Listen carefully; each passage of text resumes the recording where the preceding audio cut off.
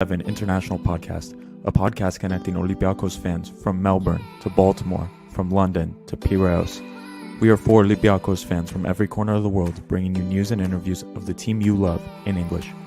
With new episodes twice a week, you'll never lose the latest updates and stories of the team you love. This is our team, our city, and our land. Man Aoniro Trello. You're listening to the Gate 7 International Podcast.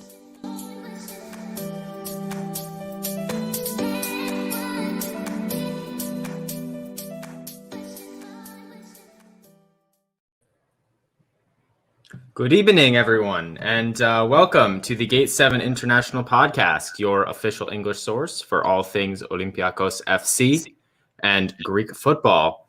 My name is Peter Thompson. I'm here with my co-host, Adi Boulubastis. We've got super sub Demo George, national team contributor for Gate7intl.com, filling in with us. And we've got our first off-season podcast of the season, folks. And you know how it goes. The season's over. We're going to just find anything and everything to talk about here. We've got a whole list of random things that we'll be discussing, including the Greek national team, transfer rumors. We'll go around the league, all sorts of hirings and firings going on in the Greek Super League. A whole lot of crazy stuff going on. A couple housekeeping things before we do get started. We will start to be teasing the summer schedule a little bit. We have a lot of things in the plans for the summer, some more interviews, some more fun episodes getting the fans involved. So we're going to start getting rid of that, or not getting rid of that, but getting that stuff out to the public in the future. A couple things that are confirmed on the books include that GreekSoccer.com Olympiakos World Roundtable. We're going to do one with just the Olympiakos fans first. And then we might try another one with all of the Greek soccer folks. And then Boozing with the Boys 3 will also be happening this summer. More info on that later. And that is most certainly not it. We're definitely looking. We've got some great interviews in the works before the season starts. Get all the football people while they're off resting and relaxing after the end of the season. So we've got some exciting stuff. As always, I'd also like to say thank you to our sponsor, Piraeus International. Piraeus International has been helping Greeks ship to and from the motherland during COVID-19. Shipments to Greece are going out of Baltimore, Maryland, USA every week. Fill Enningars U-Haul box 18 by 18 by 24. Send it to our friends in Baltimore. And it will be shipped to the port of Piraeus for only $50. Better yet, fill Enningars wardrobe box and send it for over $100. Give them a call at 410-675-4696 or send an email to sales@piraeusintl.com. All right, folks. First thing on the list for news today, UEFA is considering a rule change to their competitions. If you watch Champions League, if you watch Europa League, you'll know that the away goals is incredibly important. When the score is tied on these aggregate competitions, the winner is whoever scored more away goals. This is, one might say it's a bit arbitrary. Why not home goals? Why not least away goals conceded? We could say all these things. But the bottom line is they're considering scrapping this rule in its entirety. Now, Adi, I wonder what your thoughts are on this, and if you have any ideas for what they might be doing to replace this rule if it is indeed scrapped. I mean, we've been screwed by this rule, but we've also been helped by this rule. If you guys remember, like Arsenal, thankfully it helped us against Arsenal, but then it kind of screwed us with Wolves. So, I'm kind of ambivalent. I like the idea of just playing the games out, and then whoever wins. That's it. Because sometimes I feel, again, you remember the times it screws you more, and like against Wolves, for example, I thought we were the better team, and the away goal kind of it screws you. And then when you have the away goal against you, sometimes tactically you have to adjust or sometimes play more offensively because it's a draw, but you have to score the extra goal because of the away goal deficit, which that could screw you in, another way by opening up too much. So again, for me, I'm okay with it. I'm relatively ambivalent, but that's how I feel about it. And I don't think they're replacing it. I think it's just score and that's it. More PKs, and it'll make it more interesting. I have to say, I do love PKs. Demo, I want to get your take on this. You're a Roma fan, so when Roma are playing in the Europa Conference League next year, oh God, what? How do you think that might affect them? I mean, against I don't even want to think about anything Conference League, even Roma. But in terms of like just scrapping the rule, I mean, I kind of like the rule because, I mean, we see it clear as day with empty stadiums. When the fans are there, home team advantage is a real thing. So the idea that a tiebreaker will, like, away goals is a factor, I think is a pretty cool thing. And maybe I'm just used to it, but I've always kind of liked it.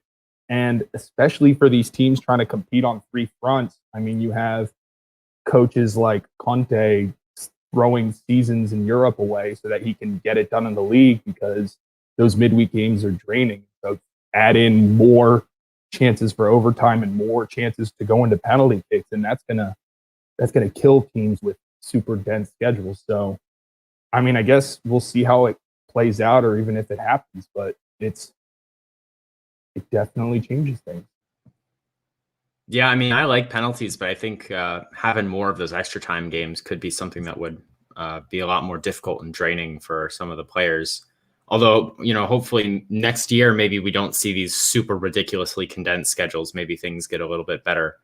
I guess it's hard to say what's going to happen if next season is still going to be different or weird, but we can hope that maybe teams are given a little bit of rest, and then it's not as bad if they have to play some of those additional extra time games. Well, while we're talking about extra time, Villarreal Manchester United Europa League final it's halftime now of extra time. So just that was a little shout out. I gave a little shout out to Mr. Europa League himself, Unai Emery, with my my intro. Hoping the English club goes down today. Sorry to all you Manchester United fans out here. But yeah, no, that one's might be well on its way to penalties. Obviously, these finals are a one-off, so we see that occasionally. Next thing on the news here, it's not good news, but we do want to talk about it. Olympiakos striker Youssef El Arabi, he has actually been arrested in France, apparently. The story goes that, and correct me if I'm wrong, guys, but the story goes that he was hanging out with his brothers some night in France, and some delinquent kids just were having a time of their life and ran by and I guess threw some glass bottles at them in the house. Is this the story? Or maybe El Arabi was outside. They got bottles thrown at them. El Arabi and his brothers got pissed off and went and chased the kids down and beat them up very badly. This is the story. And so, you know, you're not allowed to do that, of course. So he's been sentenced to 1 year in prison. Now, it's incredibly unlikely that he will actually serve this time. As it is, he'll probably have to pay a fine or something like this. But, I mean, guys, we don't want another Ruben Semedo can't go to Spain on the team. You know, it's just more European opponents that we're going to try to avoid, right? It's not ideal for Olympiakos. You know, I don't know all the details of the event, but it does definitely sound like he probably deserves some sort of punishment. And I don't know, guys, what do you think about this?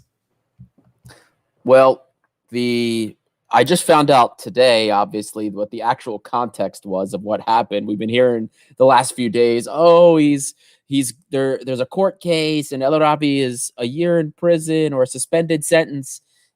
We had no idea what was actually going on. And then today, you know, after going through articles, and then, of course, Costa enlightening me onto what actually happened. I mean, it's unclear. Google translating French articles is not exactly helpful, and it just seems to cause more confusion to me. You should try Google translating sport time transfer rumors and just God, trying to learn Greek anyway. But I mean, these kids just chucked a glass bottle, and it sounded like it went. The translation said in the house, like the bottle shattered in the house. So El Arabi and his boys went, grabbed them, kicked the shit out of them, and made them clean it up. So now, obviously, the problem is, you know, you can't beat up kids. As annoying as kids are, teenagers especially, we can't just beat the shit out of them.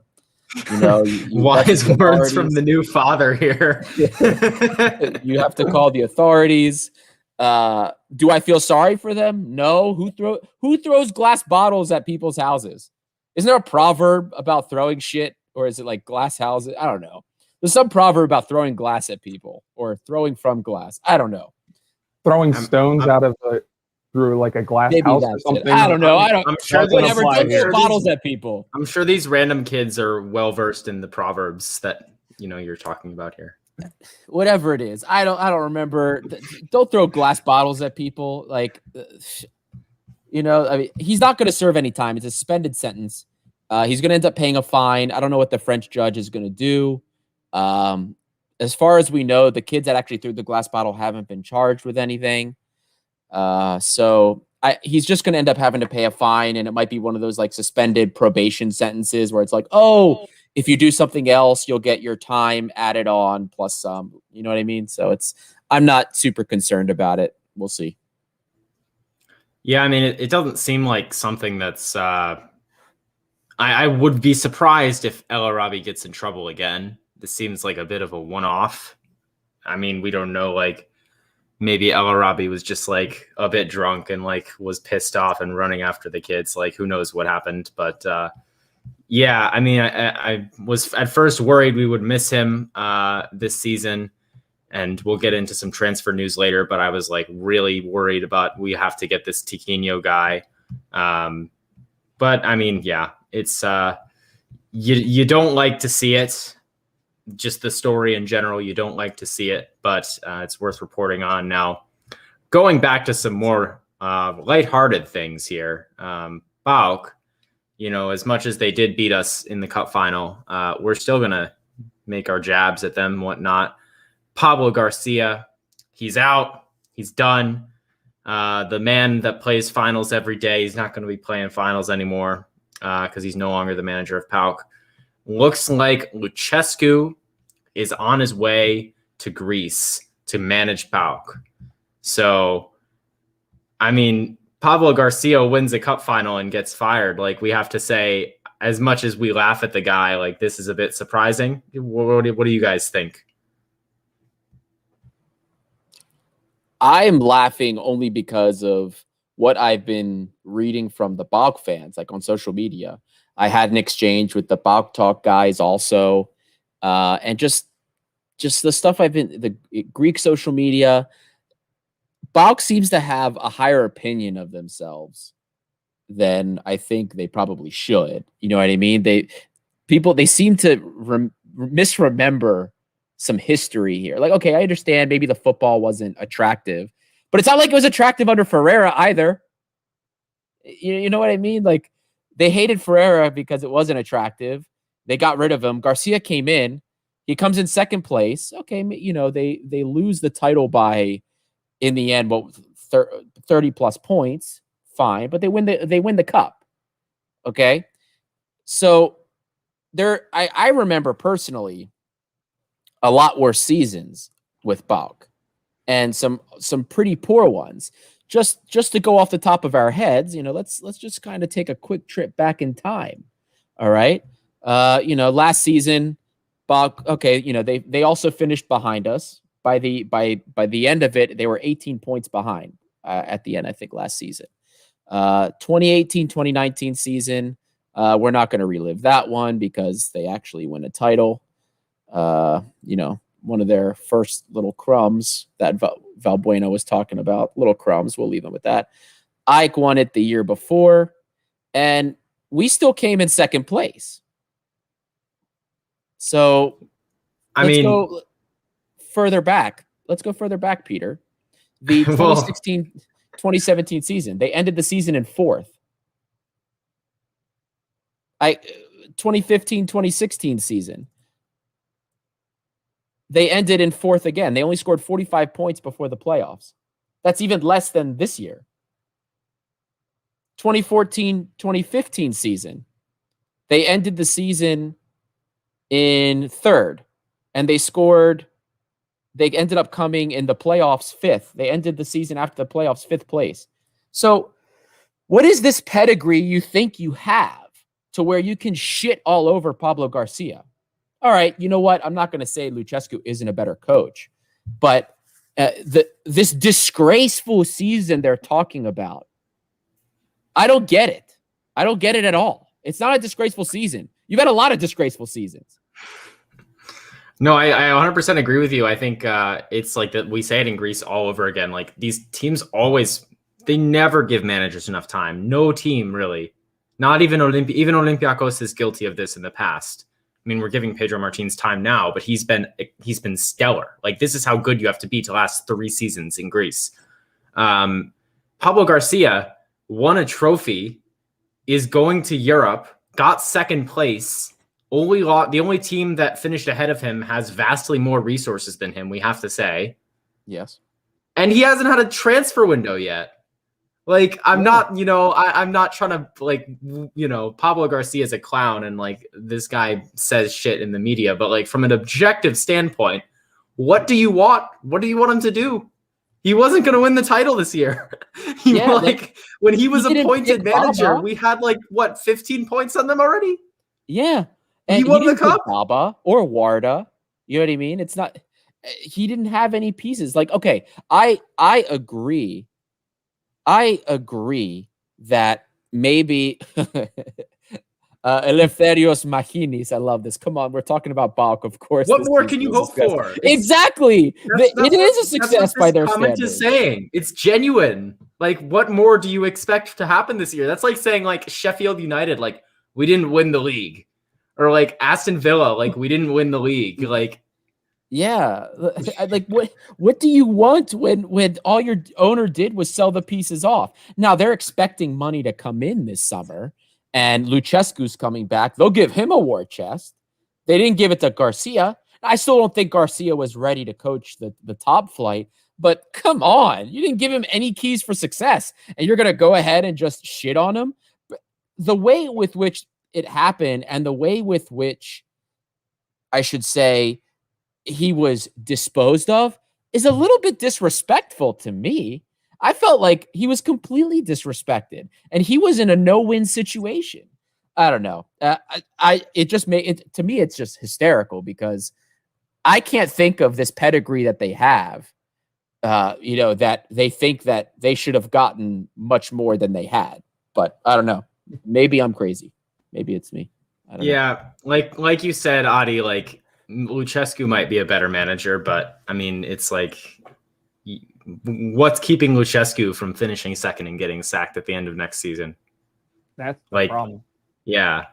Like, from a precedent standpoint, other managers, if and when Lucescu moves on, they're going to look at the Balk job and they're going to think, this guy Garcia wasn't given anything in the transfer market, really just had to play with the cards he was dealt, and ended up winning a cup final against a team that was head and shoulders better than them in the league. And what did he get for that? Sack.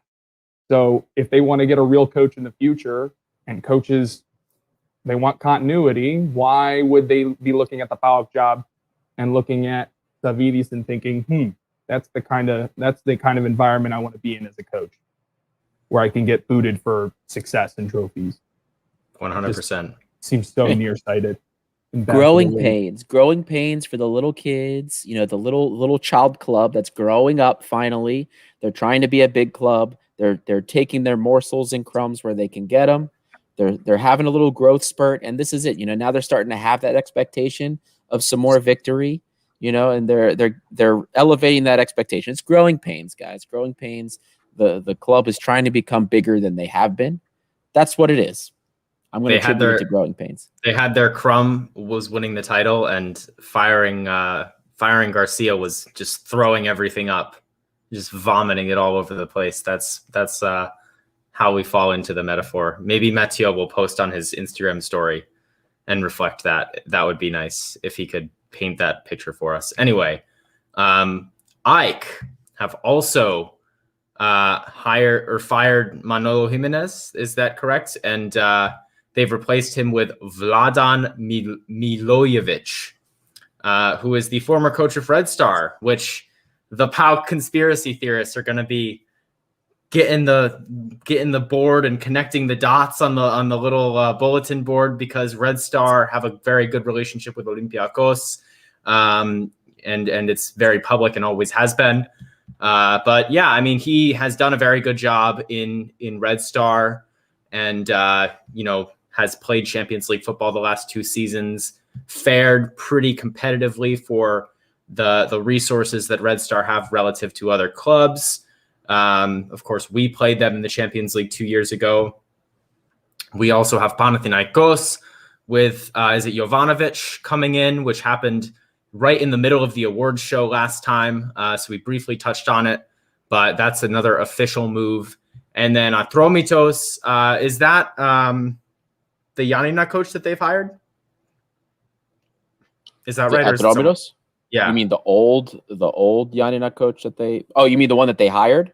Yeah. I don't remember.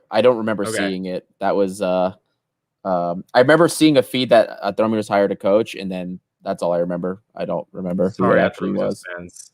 That's Sorry. We apologize. I'll wait. Yeah, I don't remember who it actually was. Sometimes I sift through news and stuff, and I see it. I'll end up waiting for Elas Footy to post that so that I can read it later. I don't always pay attention to the rest of the league. The Ike hiring, though, that was hilarious to me. Oh, there you go. The comment here from Aris. Hey, sinonime. I hope that's an Aristides and not an Aristoteles. But hey, I love when I see my namesake here. He rejected their offer. Yeah, I don't remember the name. For that kind of stuff, far-reaching, I usually wait for Elas Footy to post something. I can't be bothered. I'm not Lambro. I don't go through all the news in Greece every second of the day. Your cappuccino.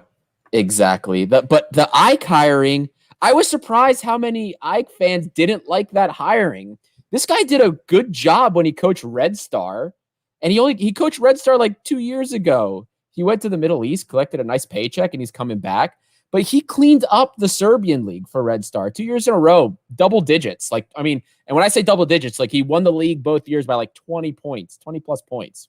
And then he made it to the Champions League group stage. And I heard people he only got 4 points in Champions League. His group was PSG, Liverpool, and Napoli. Are you serious? What did Ike do when they were last in the group stage? Yeah, when Ike was in the group stage, they didn't win a game. Are you serious? He played for a team that has the same resources. This is actually if it's Angel Lopez, I like this hiring because I thought he did a good job at Volos. Volos played some solid ball this season. I watched most of their games. If that was the hiring, thank you, Aris, for checking us on that one. We appreciate it. Good hiring. I thought he did a good job at Volos, had them playing nice ball there. The stuff that he did, especially even when Warda was there. I mean, they were playing very well, very positive ball, very nice, quick one-touch pass and move. I loved it. But I think this is a good hiring for Ike. At least on paper, it looks good. Now, the telling thing will be if Ike addresses the issues and gets defenders in. That's what they need. They need defense. Yeah, I can't imagine Ike fans being upset about that one, to be honest with you. And Atromitos, Volos had a very good season. Maybe Ninis will be jumping on the bus over to Atromitos as well. Who knows? He had a decent season as well. He's definitely made himself a valuable player in the Super League. We've got some transfer rumors as well. We know Lambro is not here today, but Lambro did write a very nice piece that's out in the blog talking about some of the transfer rumors. So if you do miss Lambro and you want to have a look at that, it is available now on gate7intl.com. We'll give a quick little overview of things. First of all, Tiquinho, a player we talked about last time, is it's rapidly approaching, as we would say. I think I saw somewhere he's coming to Greece, or it's looking like it's going to be a done deal. The Portuguese press are reporting that it's official, it's a signing. So we're, I think, happy about that one for him to come in, be that extra striker, especially while El Arabi and Hassan are on international duty in the summertime. And as we've said in the past, we unfortunately do not have the available resources to do a deep dive for this guy. He's literally like been in China, so it's really hard to say, and didn't play that much when he was there. So, we'll do what we can. It seems like a promising one, but it's definitely, we don't know what's going to happen. But it looks like he's in. I'm not doing it. Not doing the deep dive. I've had a couple people DM me on my personal account already. When are you doing the deep dive on Tiquinho? I'm not doing it because here's what's going to happen. The same thing that's happened with a couple players already. I will bring up some stuff from his past 2 seasons. He won't do it. Oh, what was that deep dive? It's not going to translate from 2 seasons. So that's why I'm not doing it. Stop bothering me. I'm not doing a deep dive on Tiquinho. I have one for you today for Markovic because it was going to be for a blog, but we saw some people asking about him. I'm not doing another one for Chumich either. I've done 2 deep dives on Chumich, one in the fall, and I did one after the winter break. Stop asking about Chumich also. Deep dive on Chumich part 3. Which will happen first, Boozing with the Boys 3 or Chumich deep dive 3? The question. Chumich deep dives are like like Fast and Furious movies. Like 10 years from now, it's going to be like, they're back again. Chumich deep dive 8. Anyway, other transfer points, things that Lambro has written up as well. Fortunis, the Fortunis to Turkey rumors are still around. Not really taken much weight in these because they seem to pop up pretty much every year. People are saying 2 to 4 million euros is the offer, which, I mean, I get these not played a lot like the second half of the season, but like you can offer more than 2 to 4 million for like the best Greek player, or at least that's his salary. 2 to 4 his million, salary. His okay, that makes more wages, sense. Yeah. Gotcha. Yeah. Yeah. Okay. Fair enough. But yeah, Fortunis. Yeah, I doubt it. We also, the Pinacas rumors are rapidly, rustling up. I think Sport Time even said it's official, but like it's Sport Time. So yeah, I prefer not to speak on that. But I mean, it's looking good. Of course, Larissa relegated. They don't have the negotiating power to ask for the 3 million that they wanted. So maybe 1.5 million euros is what we might end up seeing. There's talks of a 15% resale clause. So if Pinacas becomes good and we sell him somewhere else, Larissa gets 15% of that fee. But I mean, there's much more thorough breakdown of a lot of these rumors and a lot of the players on the website. Lambro writes it up. The one thing that I do want to talk about with the both of you is Pedro Martins. Now, this is, I feel, going to be a topic of every episode this summer because honestly, there's not a single person associated with the club that I'm more afraid of leaving than Pedro Martins. There's not a player. I'd let any player leave before I would let Martins leave in terms of how successful we're going to be next year. And the rumors are flying. There's been a couple shouts from the Premier League. Crystal Palace at one point, they fired Roy Hodgson and the rumors were there, but apparently Martins declined that. Nuno has been sacked from Wolves, who had a down year. Although, to be honest with you, I think Nuno's a very good manager and Wolves just missed their best player, but that's for another day. But Martins, of course, the Portuguese, the Mendes connection is linked to Wolves. Nothing official yet. One interesting one that has come out comes from France, and the name Jorge Mendes is also involved, and it's with Bordeaux. So the story here is Bordeaux are looking, or the owners of Bordeaux are looking to sell the club. And a group that I believe in some way is associated with Jorge Mendes is looking to buy Bordeaux. And if they would do that, they would basically become Portugal FC France edition, just like Wolves are Portugal FC England edition. And Pedro Martins is apparently like the guy that they want. That he's their number one pick to come in and manage Bordeaux. This inspired quite a lively discussion in our little blog chat that all of us are in. And we had varying opinions about this. I think Adi was, more on the side of like, oh shit, why would he go there? It worries me a little bit because one thing we know about Martins is he likes the project. He came to Olympiakos when we were relatively bad for the pedigree of the club we are in Greece. He did his scouting with his team. He came in, he got the players, he got the results, and now Olympiakos are a very good team and very consistent. Bordeaux are, of course, they're in the French league. It's a top 5 league. He'd be given the opportunity to take that team to European heights. They've been quite bad in recent years, which has left a lot of the fans of Bordeaux fairly unoptimistic. But I honestly think that's the type of job that Martins would like, where he would be given the opportunity to really bring that team back. Now, Adi, I briefly mentioned that you had your take on this earlier, but what do you have to say about this potential move for Martins to Bordeaux? Do you think it will happen? Do you think it makes sense for him? How worried are you? I got into a pretty big debate with Martial about it. And one, it's because, Martial obviously values the French league. He's French. And I don't. I see the French league about on par with the Portuguese league.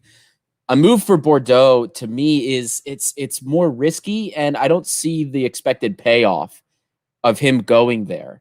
It's a big project. Bordeaux they have some European pedigree relatively, but I should put it this way. There's a higher ceiling, right, of him going there, right? If he goes there and succeeds, boom, sky's the limit for Martins, right? But if he goes there and he kind of peters in around like just above mid-table European, he gets in like Europa League spots, but doesn't break top 4. I don't see much coming of it for him. You know what I mean? I don't see much coming for him in terms of his career. There were the rumors about Porto that he just said, no, forget it. He kind of brushed it off. If he's not interested in a Porto job, there's no way he'd be interested in Bordeaux, because France and Portugal, the leagues, again, for me, are about even. And coaches tend to have much better careers when they come from Porto than they do from Bordeaux. I can only think of one coach from Bordeaux that moved on and is a coach that most people know of. Laurent Blanc. That's the only one I can think of. I went through some of the other coaches, and none of them really had big pedigrees. But look at all the coaches that came out of Porto. Mourinho. Fernando Santos.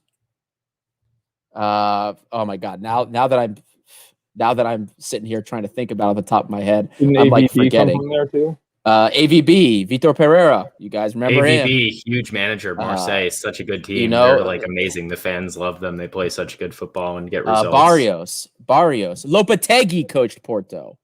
You know what I mean? It's like Adi, I think because one thing that you said is Bordeaux is a risk, but for me, and you're like, oh, no coaches have done it at Bordeaux, and it's like, for me, and I think I said this in the chat, but Pedro Martins is different sauce, okay? This is not just a regular coach we're talking about. This is not like AVB, just making all the fans at Marseille hate him. Martins, if you think about what he's done in the past, do you think, what if he went to Olympiakos and finished 4th for 3 years, or rather, that would be terrible. 6 months, he would get fired. That didn't seem to deter him. You know what I mean? He wants that. He wants to be in an environment where where the team is looking for a savior. He wants to be that savior for that team. I think that's personally why he brushed off Porto, because he's like, I want a project. I don't want to just come in and, just have everything handed to me. He wants to finish his contract. I think that's probably why he brushed off. We'll see if he takes, maybe he'll say no to the Bordeaux offer as well. But I personally think he would do it. I think he would do really well. And then I think, as you said, if Bordeaux come up in our Champions League side with Martins, then he can do anything he wants. But I genuinely, we've not talked to Martins, obviously, but I actually think that is a move that he would find interesting, given the fact that he came to Olympiakos. Such a high risk, high reward situation here. I don't think it was necessarily high risk to come to Olympiakos, because he was coaching at Guimarães before. Anything is a step up from that. We have European exposure.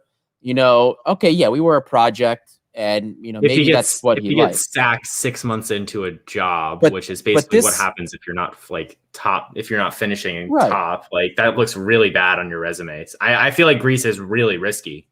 Right, but at the same time, it's not like he was coaching big clubs to begin with. He probably would have gone to another small club.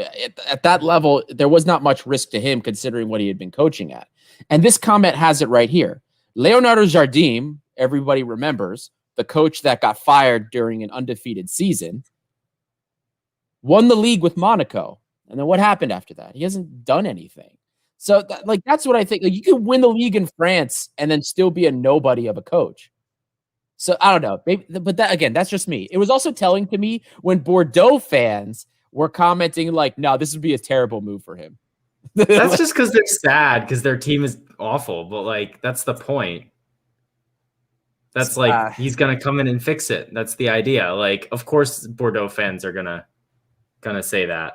I don't see too much value. The French league is a bigger league than Greece, but he gets like finishing at Olympiakos, getting another year in Europe with good pieces still, able to make a decent push. I guarantee you this season, if he makes a push, he even sniffs round of 16 in Champions League or gets into Europa League and makes it past round of 16 in Europa League, he is going to a top league. He's going to go to a top 3 league. If he goes to Bordeaux, it could be 2 or 3 years before he finishes in a top 4 spot. He's still not going to go anywhere.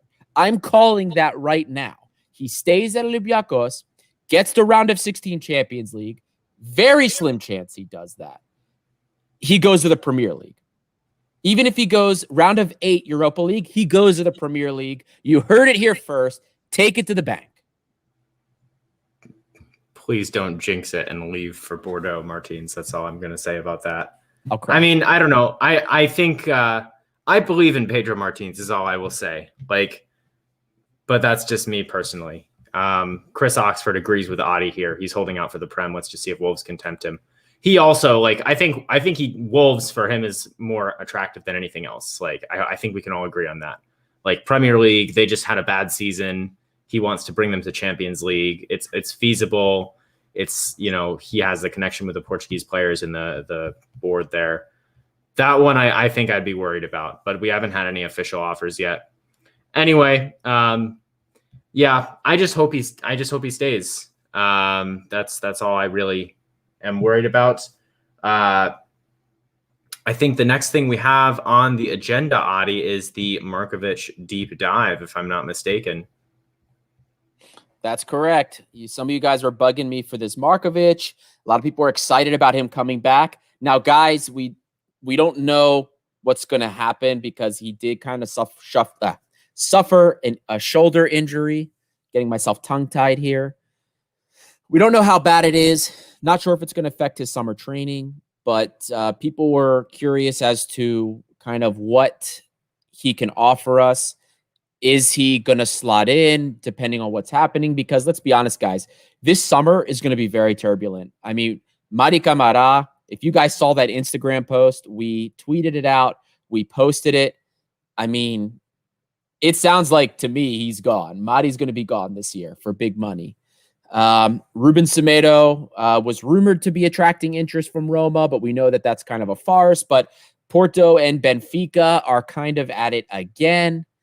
There's also the statements from Ba. You know, Ba thinks he's ready for the Premier League, said he doesn't have anything else to prove in Greece.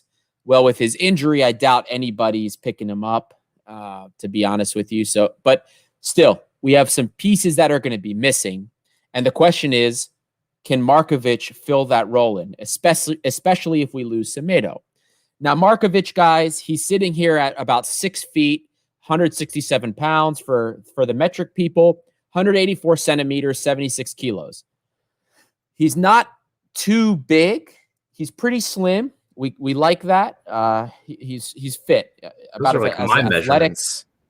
I'm like I'm 6'1", like 73.5 kgs right now. My God. Well, I can tell you I'm not 6 feet. I'm about 5'7", and I weigh more than that. So that's all I've got there. Dad bod rocking here. In terms of agility and speed, it's about average. He's got average speed. He's not the quickest guy. He's quick enough, at least. He's quick enough, and he can turn directions quite well, but nothing amazing. In terms of his defensive attributes, he's a physical guy, not afraid to get into it. I watched him get into a bunch of one-on-ones with some very big, beefy players. Wasn't scared. Doesn't mind tugging a jersey here and there. Pretty successful. In terms of his overall defensive duel success, 68% overall, closing players down, or getting close to the ball, trying to win it. We like to see that. In the air, it's okay, but the important thing is he's really good in the air in his box, in his final third. That extra little bit of aggression you like to see. He's 51% in terms of his overall success, which is like okay, but in his box, in his third, it's way better. It's above 60%. He gets much hungrier in the final third. You love to see that intensity. Loose balls, guy's an animal. Just throws everything in there. Love to see that. Very aggressive. He's averaging about 3.5 interceptions a game, almost 10 ball recoveries per game. 90% of those are in the defensive half, by the way. A lot of times you see these center backs that will press high and they win a lot of balls on the press. No, I mean, everything he does is in the defensive third. So a lot of really good signs, Now, before I go into the offensive stuff here, Ramada Drummer here, he is similar to Retsos, if you remember him, underweight center back with good technique, good mental awareness. This is it right here. He's very similar to Retsos. He's a ball-playing center back, similar to Semedo. I'm not going to say he's as good because we have to see much more. We have to see how he does for us. But he's very comfortable getting the ball at his feet. He was averaging over 50 touches a game for Partizan. I mean, very comfortable, averaging over 6 long passes per game. Ruben Semedo's averaging about 8. So the volume is there. He's attempting over 10 of them. So 6 successful, 10 attempted. He's got 2 goals and an assist on the season. Set pieces, all off set pieces. Can very successfully dribble himself out of trouble. Very competent, just like Ruben Semedo. Love to see that. And then as we kind of go to this 3-4-3, we see Martins working with that, where we have to have one guy that can play with the ball. I think he can be very successful going forward. Overall, I'm very positive on him. He hasn't allowed a lot of goals that were his fault. I watched every goal Partizan allowed, and any goal, there was like 1 or 2 goals that were, you could say, his fault, but it was off of a deflection. Whether it was a lack of communication, like the goal that he coughed up against Proletar Novi Sad, it was usually miscommunication or a weird deflection. Not a lot of stuff where it was like he was at fault positionally. He's very positionally aware. We like to see that, especially at his age. I am very positive on this. I want to see him playing for us. Adi, I'm assuming Partizan mostly use a back 4. So that's what he's played in this year? Correct. Okay. Yeah. Well, it's Ramada Drummer with the comment as well, sort of thinking about the same things I'm thinking about, him fitting in well in the 3-4-3. I mean, I think it's going to be, hopefully he gets the opportunity. Like I would have said at the beginning of last year, there's no shot he gets in. But we saw Vrusain and Rutsos actually work their way into the team.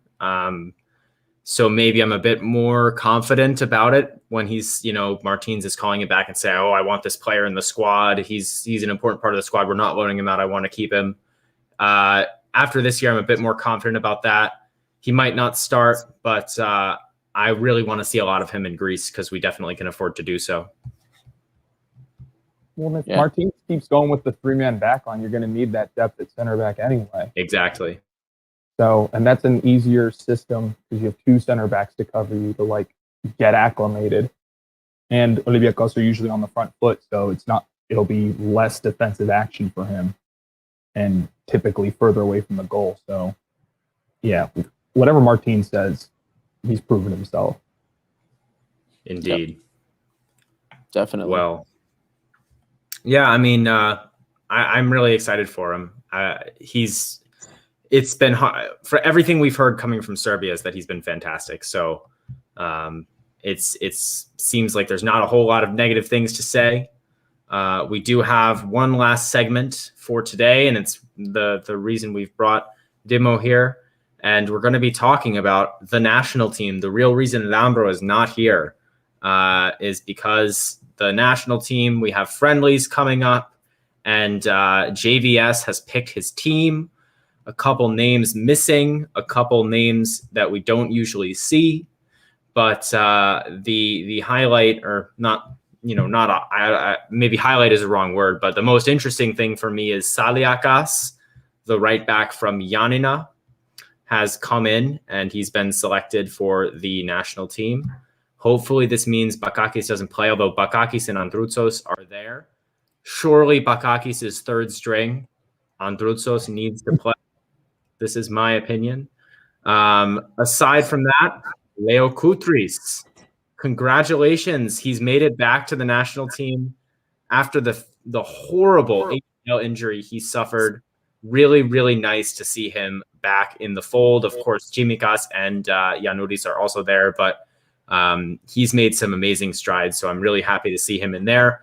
He's coming back to Olympiakos this summer. We'll have to see what Martins wants to do for him. We've also got Galanopoulos back in the team. He's healthy and ready to go, which is a good sign. No Fortunis, though. I think was family issues what was cited. Martins He requested off. What's that, Vimo? He requested off. Rate that from him. He deserves it. Don't deal with these clowns. That's what I say. And then also only 2 strikers selected. Fearful that we're going to go with a Bakasetas false 9 because of that, but I believe Yakumakis is hurt, and it's just Douvikas and Pavlidis for the front line today for Greece. So another interesting one to see that.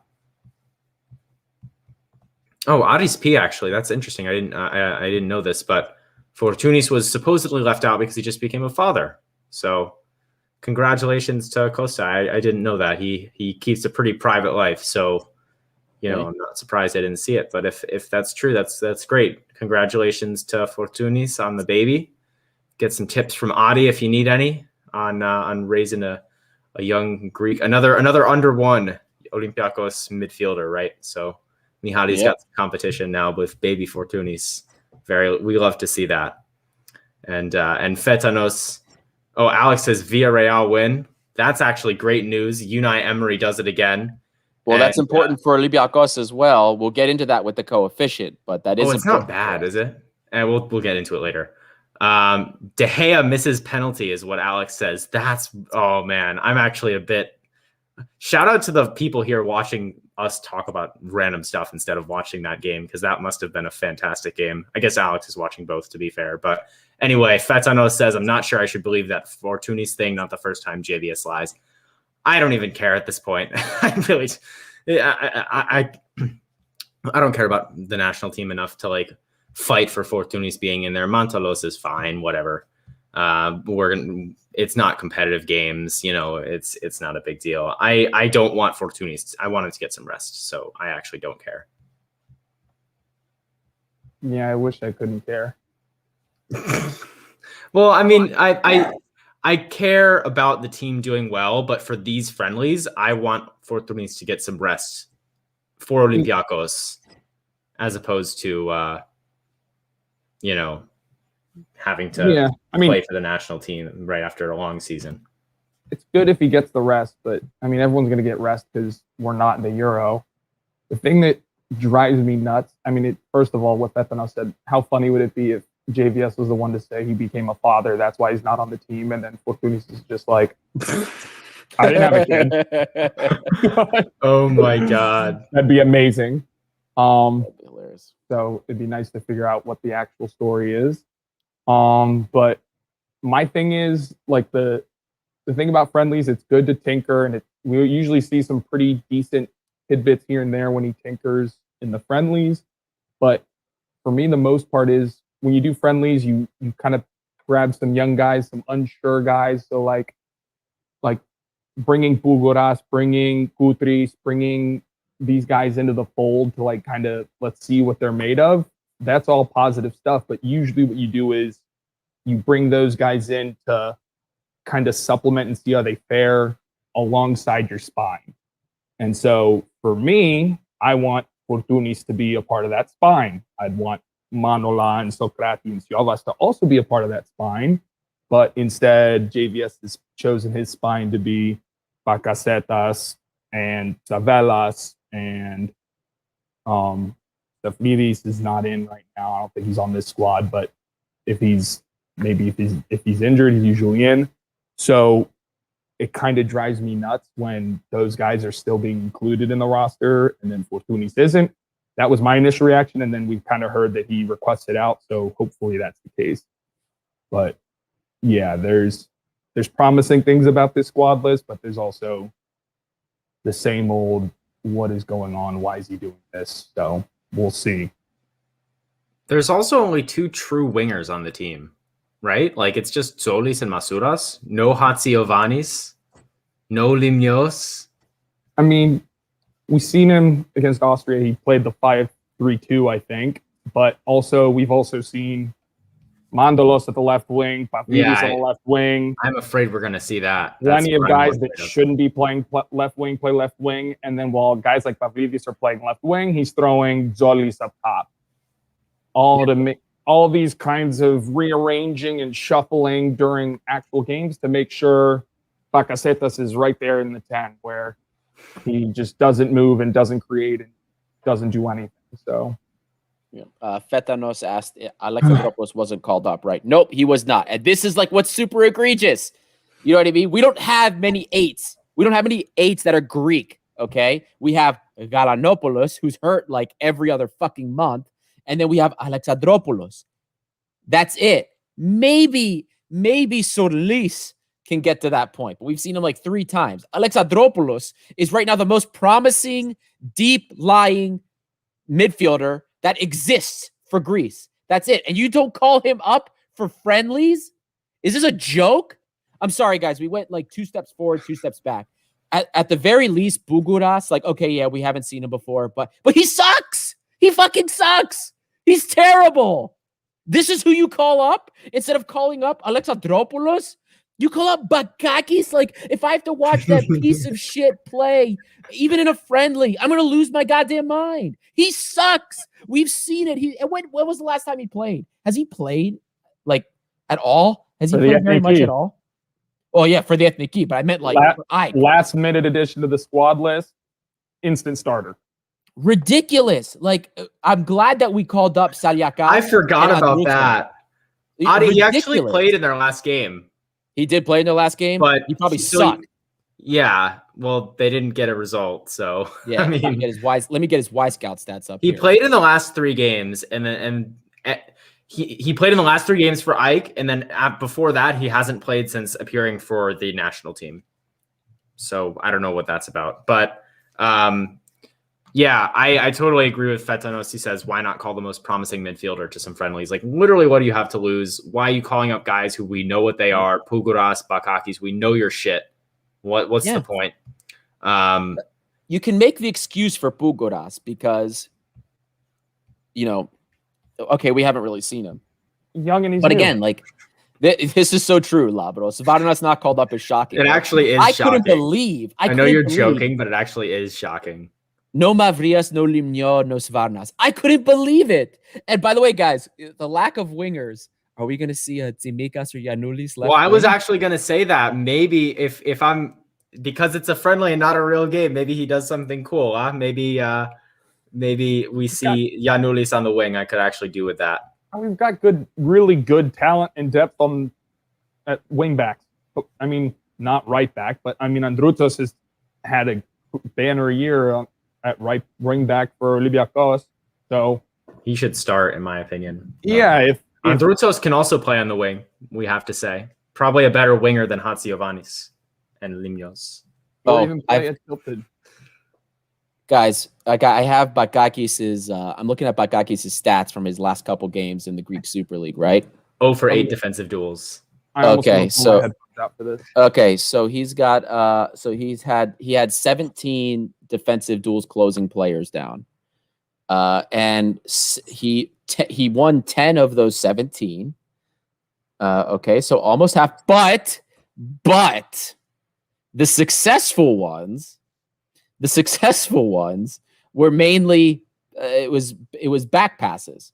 There weren't attempts really on him. They kind of like three of them I'm looking at now. They just go like the player kind of like fidgeted and then passed the ball backwards.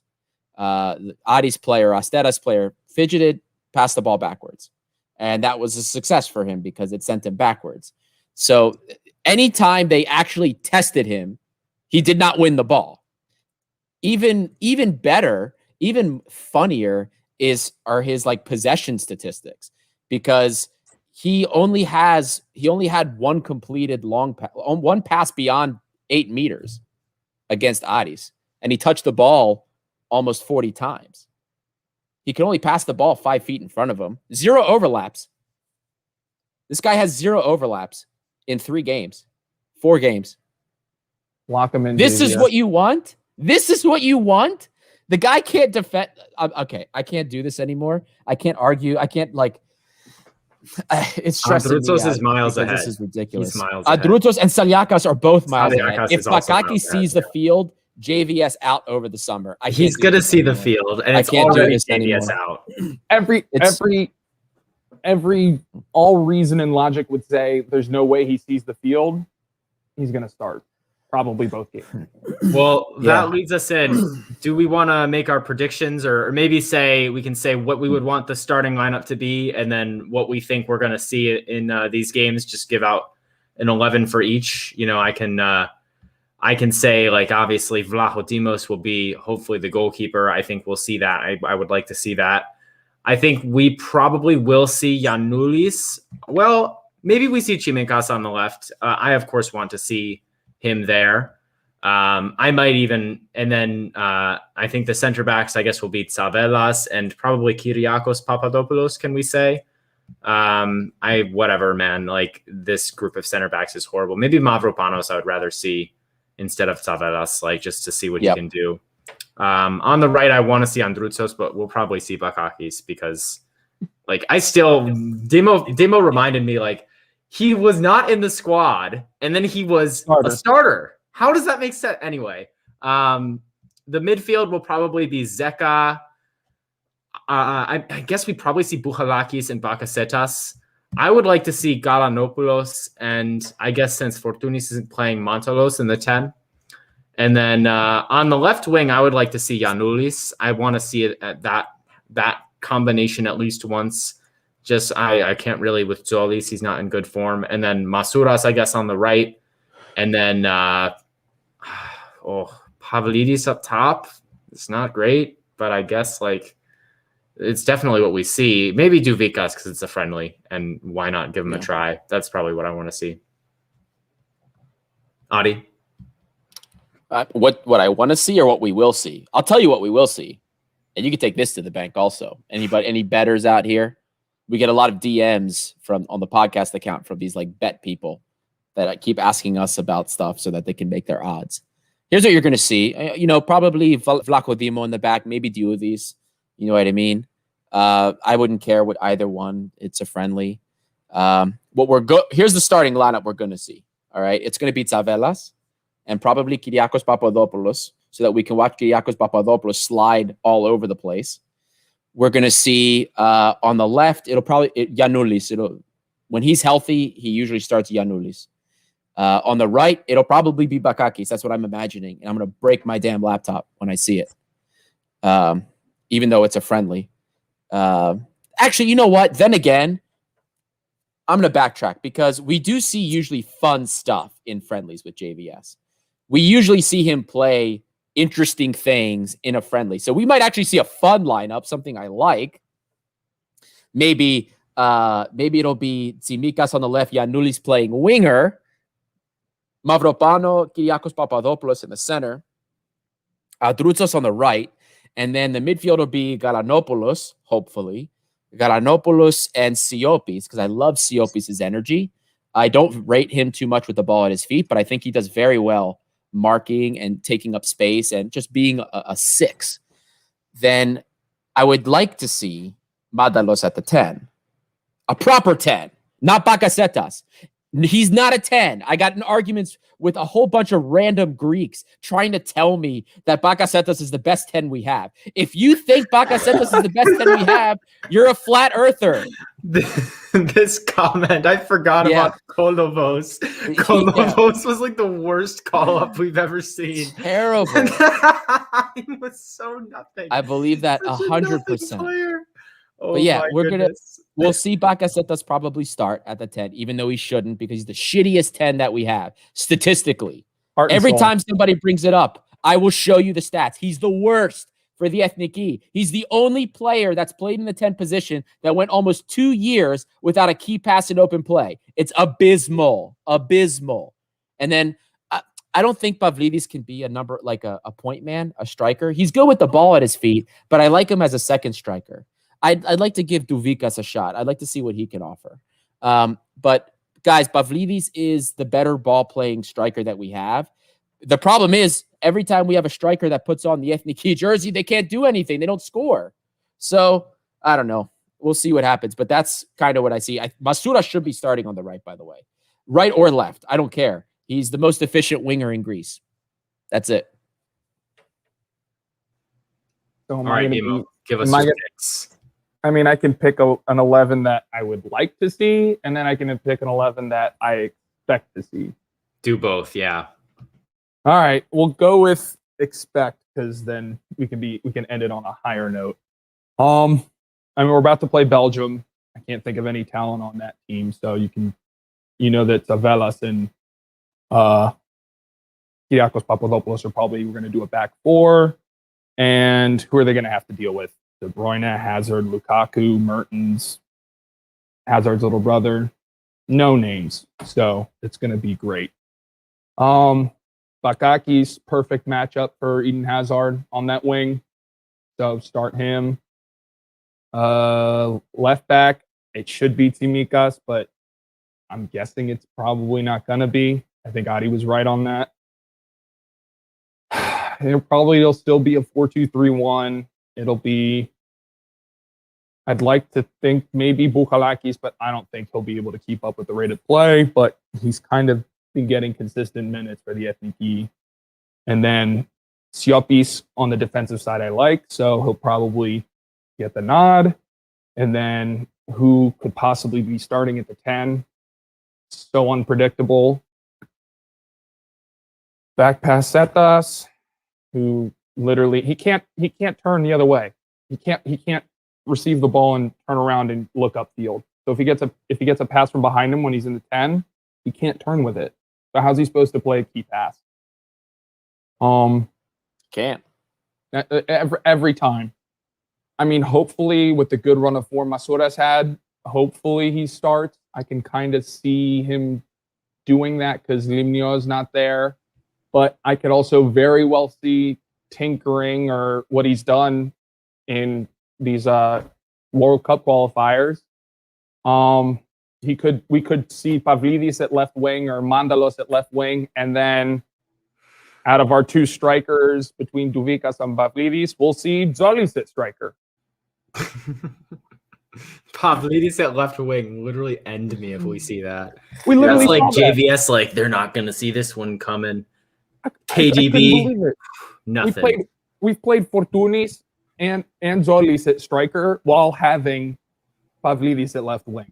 Pavlidis left wing might be like the cardinal sin of JVS. Like Bakasetas 10, Pavlidis left wing. No, Bakasetas at 10 is by far that's problem number one.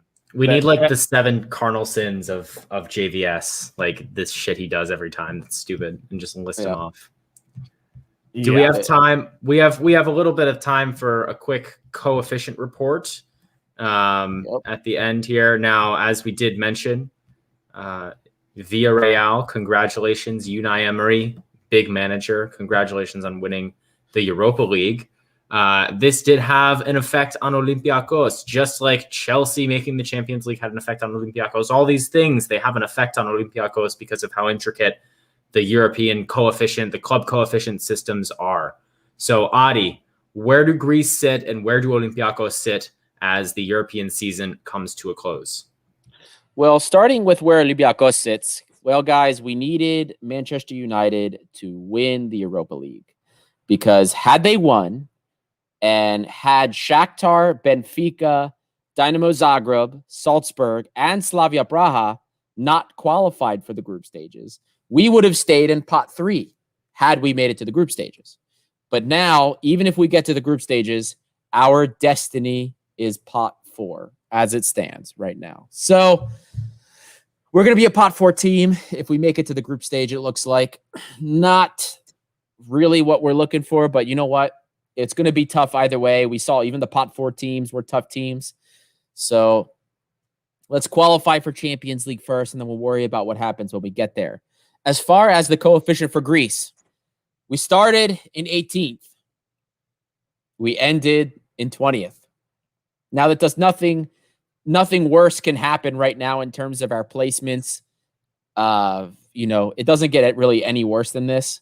So we have 3 teams in European Conference League. And of course, as we all know, Olympiakos is playing in the second round qualifiers for Champions League. When we start for this current season and the coefficient table updates, we're actually going to be starting in 19th. We're going to be starting ahead of Norway, but right behind Turkey, the Czech Republic, Croatia, Switzerland, Cyprus, and Serbia. Now, some of you are probably like, oh, Jesus, we're in 19th. We're starting worse. It's going to be even worse. No, we actually made a little bit of ground this year, thankfully. Wasn't the best, but we made a little bit of ground because a lot of countries didn't do so well or had some previous seasons that weren't so good. But Turkey is only going to be 1 game ahead of us. We're at 20.2 to start. Turkey's at 20.4. Literally, Olympiakos wins their first round qualification. We're ahead of Turkey now. Greece is going to pull ahead of Turkey in terms of the coefficient. Czech Republic is at 21.1. They're less than a coefficient point ahead of us. Same with Croatia, less than a full coefficient point ahead of us, within striking distance. Switzerland, who's in that coveted 15th spot that we want to be in, 21.95.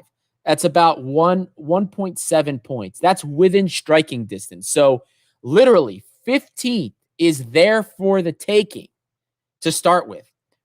If Olympiakos can get through these qualifying rounds with the bonuses and the points that are available, all we have to do is our part, make it to Champions League, and we give Greece a really good shot at really getting ourselves boosted and having a place to really attack that 15th spot. I'm not counting on Ike. I'm not counting on Balk. I'm not counting on Adis. Unless I see the moves that I want them to be made. The coaching changes, are interesting from the get-go. And Madzios has done a good job for Adis, but unless I see them make the proper moves in the transfer market, they're not going to do anything for me. I'm not counting on it. But if we at least do what we can to qualify, Greece is in a good spot. Can we talk about Turkey? Like, as much as we crap on the Greek league for being bad and all the teams for being bad, like, what happened to Turkey being like a top 10 league? Can we say like they have absolutely fallen off a cliff? Like, yep. All these big teams in Turkey now, like sitting right next to Greece. Like, Turkey is, I think, generally regarded as like a big league. Başakşehir, Beşiktaş, Galatasaray, Trabzonspor, Bakasetas FC, Siopis FC, and they're just right here with us. I just want to say that, JVS, you don't need to pick every Greek player who plays in Turkey. Like, they're not actually that big of a league. I think Adi's maybe just seen this comment from Fetanos. Can't wait to go see PAOK play on my local sand field in the Conference League. Dimo, Roma versus Gibraltar FC on the sand pits. Ooh. Thoughts? I don't even care. It's Mourinho. We'll see what the heck happens. I'm more worried about the Greece's coefficient, and Adi's doing the sensible thing and not expecting PAOK or Adis or Ajax or any of these teams to do something, but we still need them to do something. Like, for the good of the league as a whole, we need to get into those coefficient points. And if there are five Greek teams on the verge of qualifying or not qualifying, the more teams in, the more it doesn't have to be all on Oli. I mean, I like Alex's comment here. If 2 of 3 make the Conference League group stage, I'm happy. Like, as much as, we say, like, yeah, we're not going to, I don't believe anything will happen. This Conference League is a new opportunity. And, like, yes, we joke about Pauk Bottle, Ike Bottle. Audis don't have a lot of experience recently in Europe, like all of these things. But, like, you're fumbling the bag if you don't, like, get at least a couple teams in the group stage here. Give yourself the opportunity. Even if you don't win the group or get top 2 in the group, whatever, just win a couple games in your group. You're going to have an opportunity. Yes, I know that, like, Roma and I guess who's in it from England, Tottenham or West Ham, whatever. I know that those teams are going to be in, and so I'm not expecting them to make a run, but, like, just get to the goddamn group stage and give yourself the opportunity to play 6 games. Like, I think that's reasonable, to be honest with you. It's only 2 games. It's not reasonable for me. No, we had 2 teams in Europa League group stage, and we were in group stage. Okay, and what happened? Ike and Pauk didn't do shit. They won like 1 game each.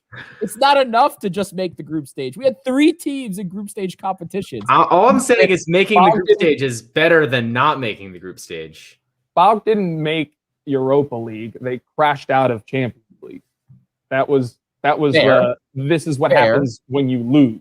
So they didn't earn us points on the way up. Well, they did when they beat Benfica. Or was that 2 years ago? No, that was very big. That was points on the board. And then, yeah, okay, they clearly were not going to be good enough for Champions League. Pretty obvious, but yeah, they needed to do more in the Europa League. I mean, guys, it would only help them in the future because our coefficient goes up, and then more teams get into the Champions League, have less playoff rounds to go through to get into the Champions League, and have a better chance of getting into the Champions League and getting into a better pot if they make it. Well, and this comment from Alex again as well is, I think, important because if you recall, when you're calculating the points for the coefficient, you divide each team's individual points. So you win a game, you get this many points. You divide it by the total of number of teams in. And that's not the number of teams in as in like still playing for the title at that moment. It's the number of teams in as we're in at the beginning of qualification. So last year, we had 5 teams in because we were higher in the coefficient when that like term started. And so all of Olympiakos' points were divided by 5. And then all of the other teams' points, aka 0, were divided by 5. Guess what? Breaking news, 0 divided by 5 is 0. It's not helping you out. But now Olympiakos, our wins are going to be divided by only 4. And 0 divided by 4 is still 0. So in that way, it does actually help out. Now, I know it's meant to be like a weighted average type deal, but when you have a league like Greece where one team gets like a massive percentage of the points, and I remember on the UEFA calculator or whatever it's called Twitter account, when they tweet out the coefficient table, they have like the best team and like the percentage of coefficient points from that team, and it's always like Olympiakos with like a lion's share of it. Like, when it's in that situation, like you kind of don't want those teams to be in from the start. But so in that sense, like Olympiakos, we actually have the opportunity to do more for the Greek coefficient this year because there are less other Greek teams in that are going to do nothing relative. Like Red Star. Red Star did wonders for Serbia's coefficient. They were the only Serbian team. Partizan got knocked out early. Mm-hmm. And they were the only Serbian team. And they did wonders. They were like 70% of the coefficient. And they did wonders. And look at them. I feel like that's how Cyprus got up there. I felt like Apoel had that breakout year and they made it to Champions League and they performed. And now look at them. When their teams get into Europe, they get it done. Except for Apoel, because they're in the relegation group of Cyprus now. Yeah, laughing at them. It'll be Omonia. It'll be Omonia again. Omonia are the new team. Omonia's going to draw Pauk and beat them twice in the group stage next year in the Conference League. We'll see though. Maybe we'll have to get Stell back on because like Omonia, when a team like Omonia, you come up and have a really nice season, like all the players get offers in. So we'll see how much of that team sticks around for Stell's sake and for Omonia's sake. Hopefully, a lot of their stars stick around, but I think already like a couple of their guys are confirmed on their way out. Anyway, that's a discussion for another day. We've been going for about an hour, 15 minutes here. So I think we're going to wrap up. We covered a whole lot of things. It's encouraging for me that we can still talk for an hour when there's no games. So we'll have more of these come in this summer. Thank you, Dimo, as always, for coming on. It's great to chat with you. Dimo will have some new content coming out on the blog as well when games start up. Lambro will not read it. I had to fight Lambro to see who's going to do the match previews and reviews for the Ethniki. He was like, oh, I so want to do these. I love the Ethniki. I love watching. And I'm like, oh no, I like it more. Lambro, he loves the Ethniki so much that he can't contain himself, and that's why he wasn't here today. But yeah, I mean, we will be back soon with more stuff to talk about. As we said, we're going to be making some announcements, so keep your eyes peeled on the social media, Gate7INTL. Subscribe to our YouTube channel if you're listening on YouTube. Give us a like and a comment, boost the algorithm. Turn your notifications on so you can see when we're going live. And that way you won't miss a thing when we have all this exciting content coming out. And then soon enough, we'll be back in European mode over the summer, doing lots of post-match, live watch-alongs potentially. We've got all sorts of fun stuff. I'm really excited. Until then, though, enjoy the rest of your week. Congrats to Villarreal in the Europa League, even though it kind of screws us over. I personally don't care because United can go get in the bin. I love that Manchester United FC loses on penalties to end their season. So, yeah, that is about all I have. So everybody stay happy. Have a great rest of your week, and we will see you very soon.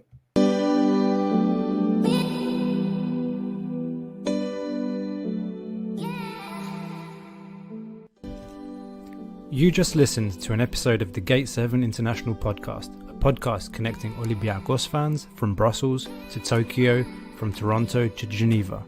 We are 4 Olympiakos fans from every corner of the world, bringing you news and interviews of the team you love in English.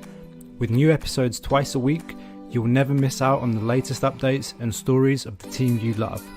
If you liked what you heard, make sure to follow us on social media at Gate7INTL. Give us a subscribe on YouTube or even leave a review on all our podcast channels. Until next time, this is our team, our city and our story. Θρύλος είσαι. Στο μυαλό κάτι μαγικό.